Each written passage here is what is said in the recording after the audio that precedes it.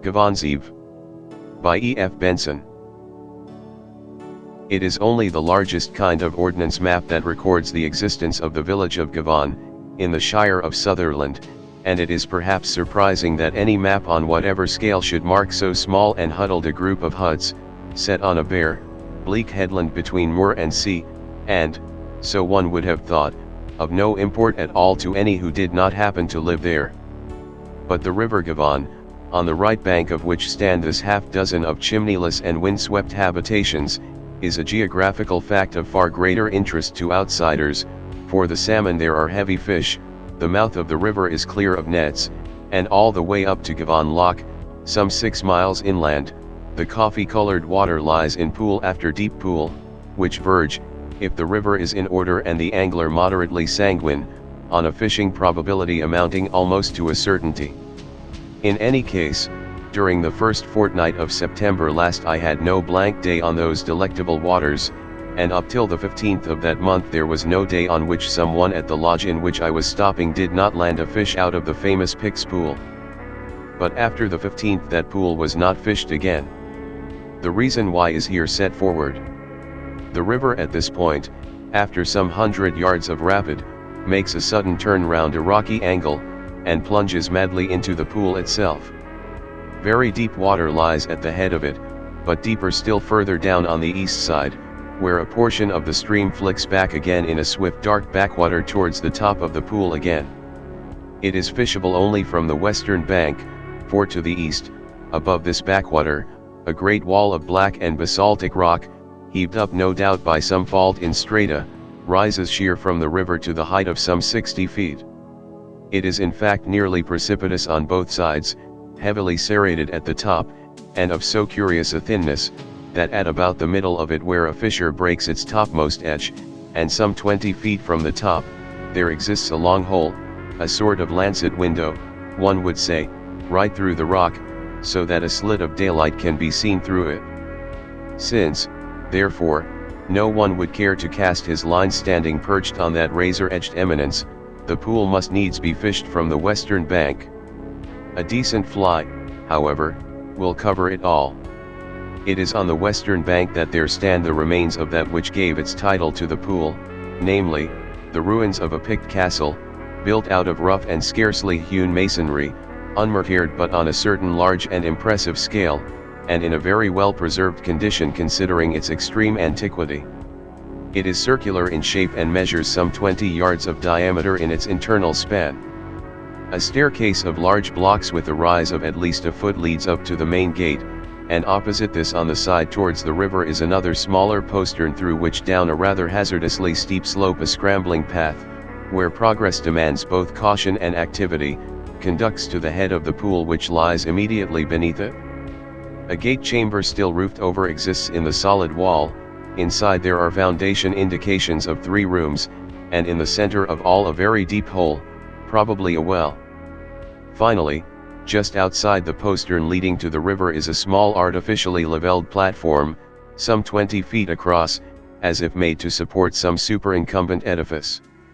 Certain stone slabs and blocks are dispersed over it. Brora, the post town of Gavon, lies some 6 miles to the southwest, and from it a track over the moor leads to the rapids immediately above the Pick's pool, across which by somewhat extravagant striding from boulder to boulder a man can pass dryfoot when the river is low, and make his way up a steep path to the north of the basaltic rock, and so to the village. But this transit demands a steady head, and at the best is a somewhat giddy passage. Otherwise the road between it and Brora lies in a long detour higher up the moor, passing by the gates of Gavon Lodge, where I was stopping. For some vague and ill-defined reason the pool itself and the Pick's castle had an uneasy reputation on the countryside, and several times trudging back from a day's fishing I have known my gilly take a longish circuit, though heavy with fish, rather than make this short cut in the dusk by the castle. On the first occasion when Sandy, a strapping yellow-bearded Viking of 25, did this he gave as a reason that the ground round about the castle was mossy, though as a God-fearing man he must have known he lied. But on another occasion he was more frank, and said that the Pick's pool was no canny after sunset. I am now inclined to agree with him, though, when he lied about it, I think it was because as a God-fearing man he feared the devil also. It was on the evening of September 14th that I was walking back with my host, Hugh Graham, from the forest beyond the lodge. It had been a day unseasonably hot for the time of year, and the hills were blanketed with soft, furry clouds. Sandy, the ghillie of whom I have spoken, was behind with the ponies, and, oddly enough, I told Hugh about his strange distaste for the Pix pool after sunset. He listened, frowning a little. "That's curious," he said. "I know there is some dim local superstition about the place, but last year certainly Sandy used to laugh at it. I remember asking him what ailed the place, and he said he thought nothing about the rubbish folk talked.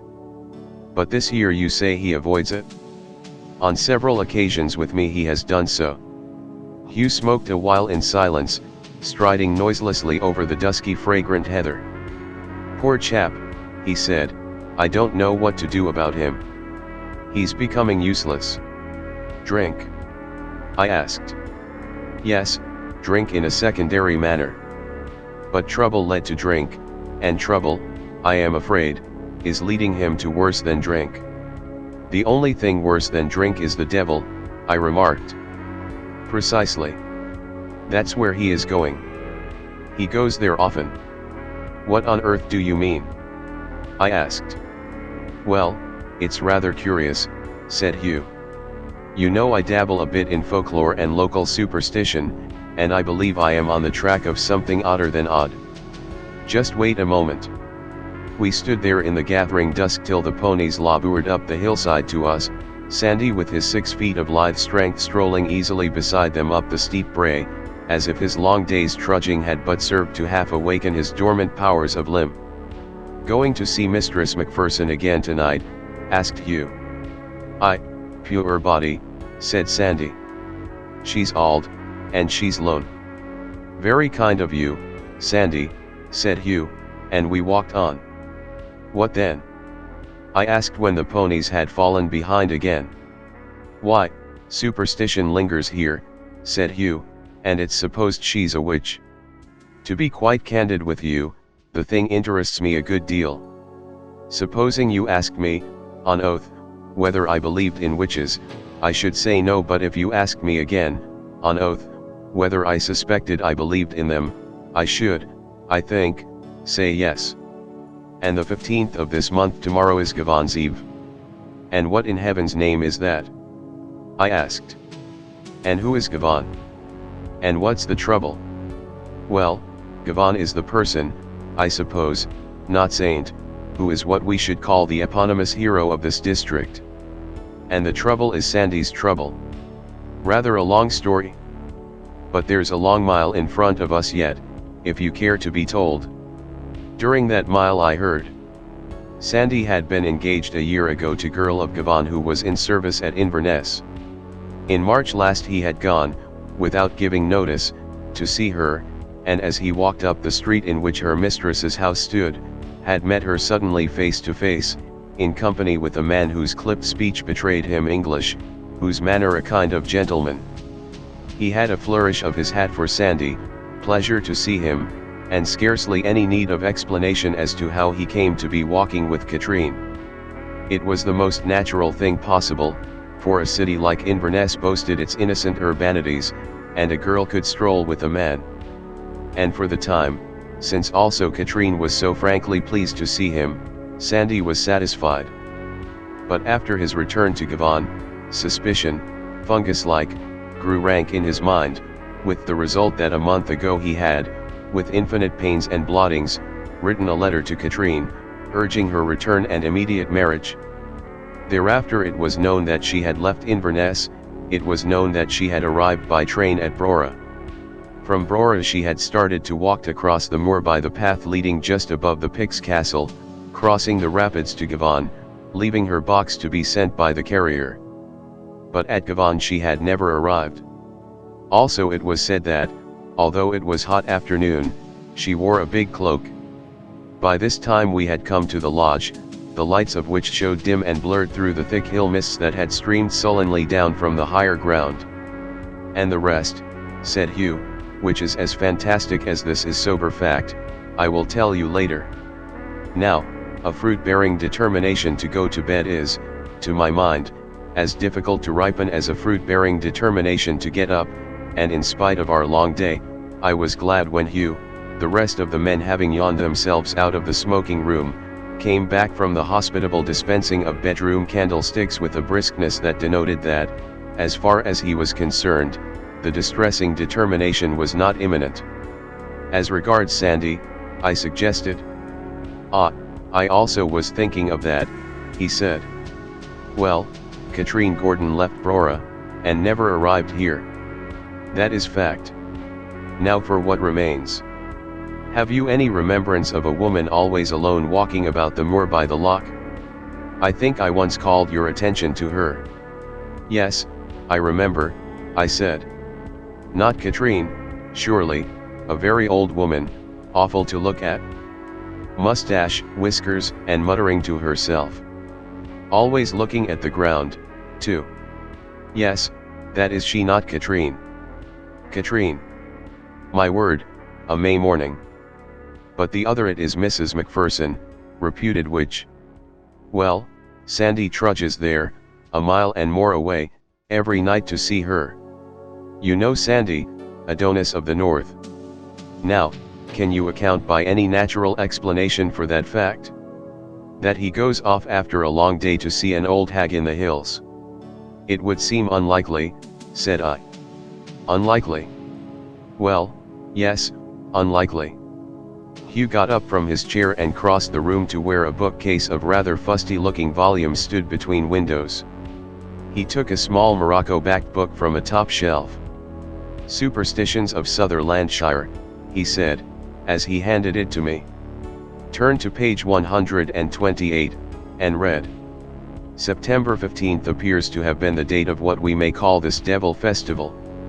On the night of that day the powers of darkness held preeminent dominion, and overrode for any who were abroad that night and invoked their aid, the protective providence of Almighty God. Witches, therefore, above all, were peculiarly potent. On this night any witch could entice to herself the heart and the love of any young man who consulted her on matters of philtre or love charm, with the result that on any night in succeeding years of the same date, he, though he was lawfully affianced and wedded, would for that night be hers. If, however, he should call on the name of God through any sudden grace of the Spirit, her charm would be of no avail. On this night, too, all witches had the power by certain dreadful incantations and indescribable profanities, to raise from the dead those who had committed suicide. Top of the next page, said Hugh. Leave out this next paragraph, it does not bear on this last. Near a small village in this country, I read, called Gavon, the moon at midnight is said to shine through a certain gap or fissure in a wall of rock close beside the river onto the ruins of a picked castle, so that the light of its beams falls onto a large flat stone erected there near the gate, and supposed by some to be an ancient and pagan altar. At that moment, so the superstition still lingers in the countryside, the evil and malignant spirits which hold sway on Gavon's Eve, are at the zenith of their powers, and those who invoke their aid at this moment and in this place, will, though with infinite peril to their immortal souls, get all that they desire of them. The paragraph on the subject ended here, and I shut the book.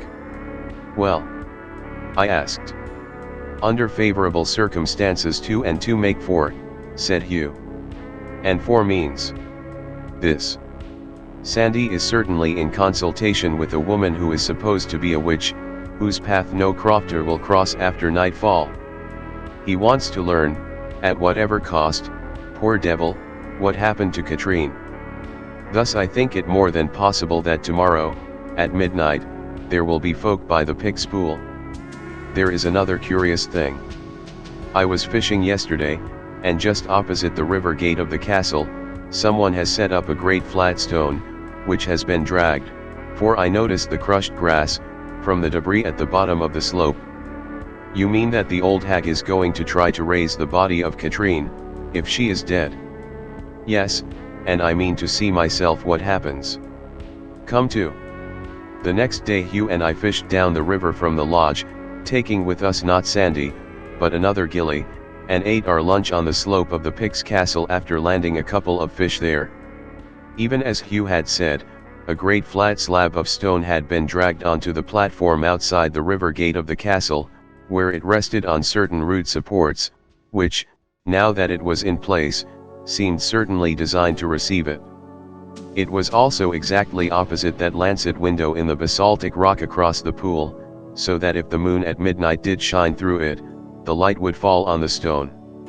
This, then, was the almost certain scene of the incantations. Below the platform, as I have said, the ground fell rapidly away to the level of the pool, which owing to rain on the hills was running very high, and, streaked with lines of grayish bubbles, poured down in amazing and ear-filling volume. But directly underneath the steep escarpment of rock on the far side of the pool it lay foamless and black, a still backwater of great depth.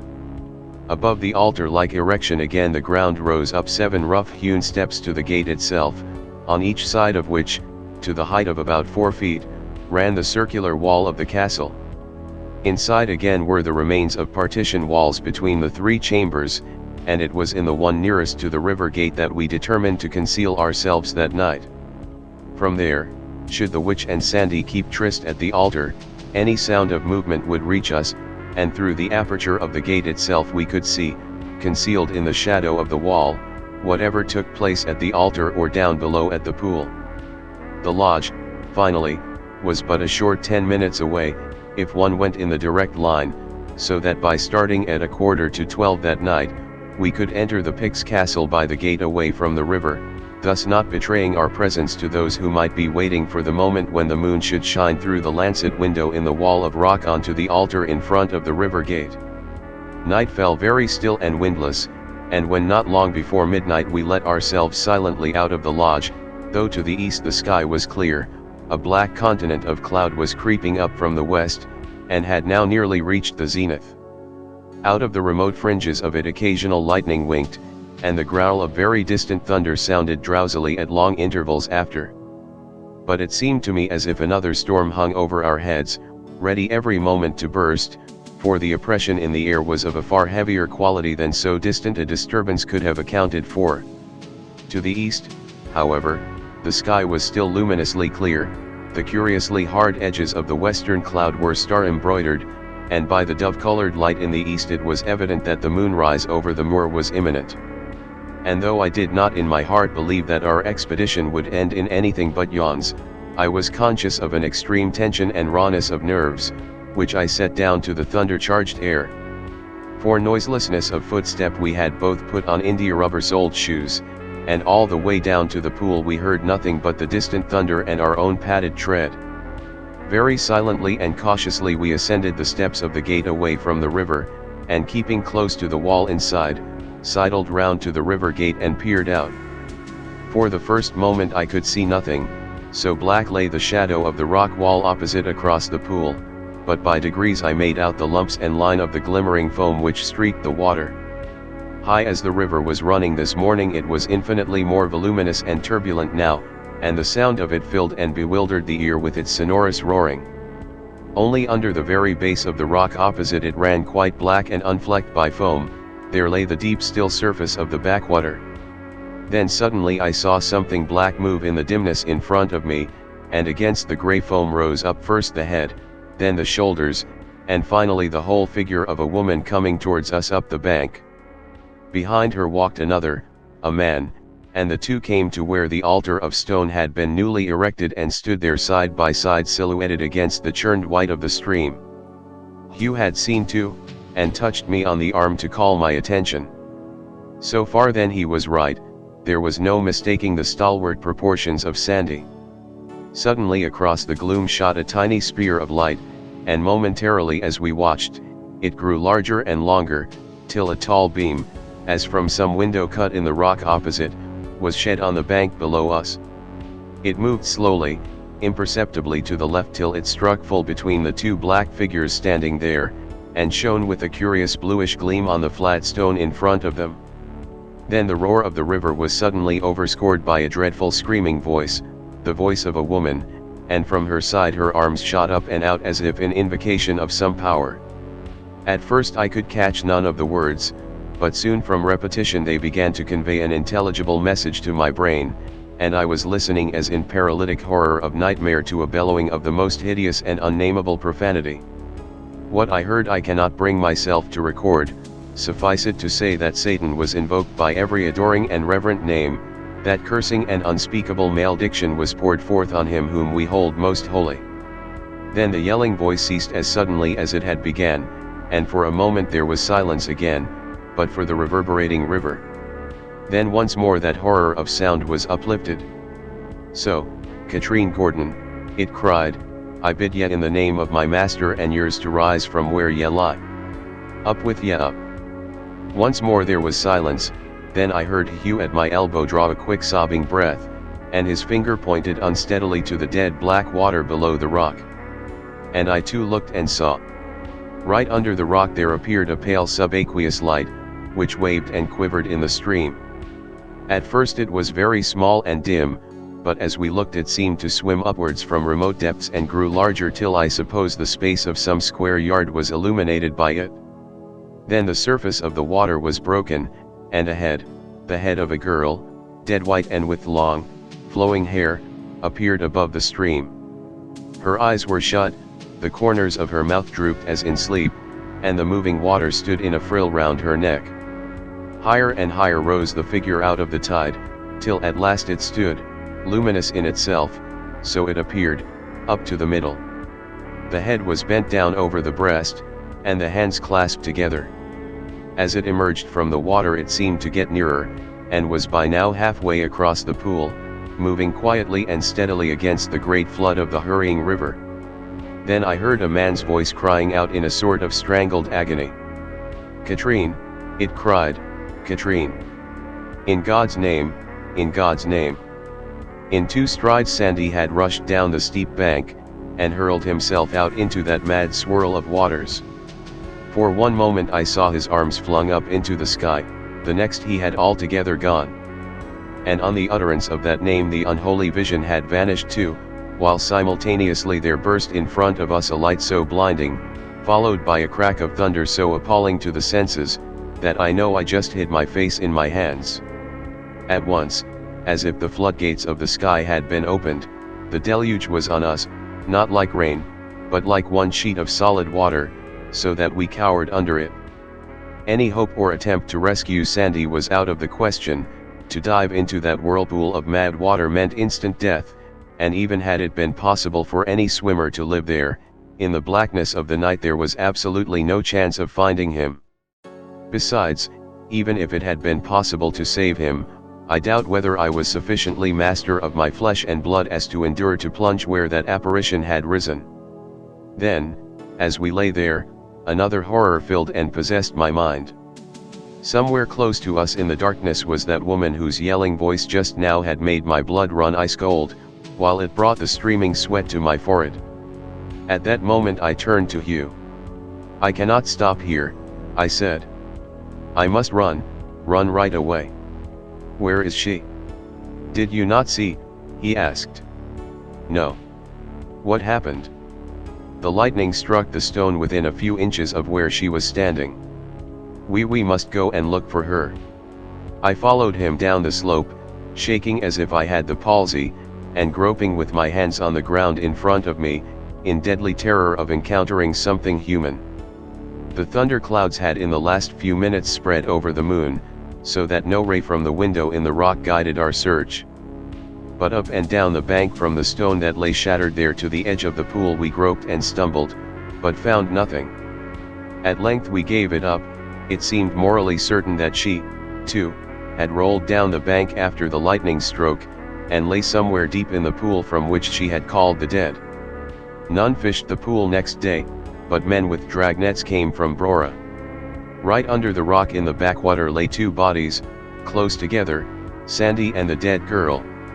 Of the other they found nothing.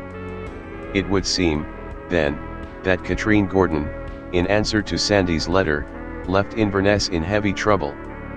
What happened afterwards can only be conjectured, but it seems likely she took the short cut to Gavon, meaning to cross the river on the boulders above the Pix pool.